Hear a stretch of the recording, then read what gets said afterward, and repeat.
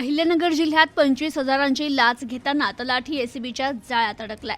तहसीलदारांनी घरकुलसाठी अधिकृतरित्या वाळू वाहतूक करण्यासाठी परवानगी दिल्यानंतरही कणोलीचे कामगार तलाठी याने कारवाईची भीती दाखवत वाहनधारकाकडे 30,000 रुपये लाचेची मागणी केली।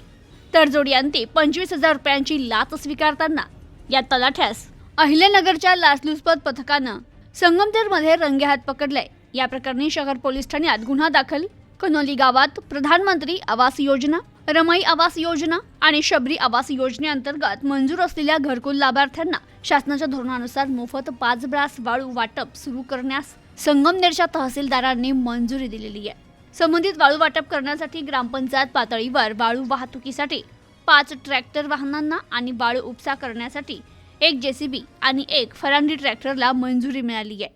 तहसीलदारांनी घरकुल लाभार्थ्यांना वाळू वाहतूक करण्यासाठी मंजुरी दिलेल्या ट्रॅक्टरमध्ये तक्रारदार यांच्या मालकीचा 1 ट्रॅक्टर आहे।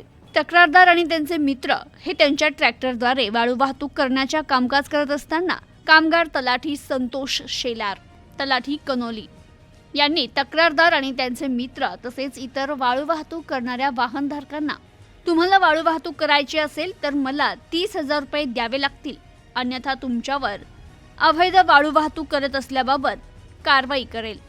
संबंधित कारवाई टाळायची असेल तर 30,000 रुपये द्यावे लागतील असं म्हणून लाचेची मागणी केली।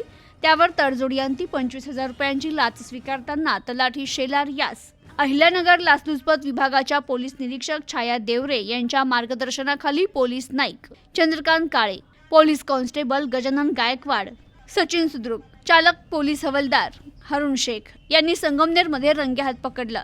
या प्रकरणाचा अधिक तपास पोलीस करत असून या घटनेनं महसूल विभागात खळबळ उडाली आहे। Bureau report, news today 24, Sangamner, Ahilyanagar.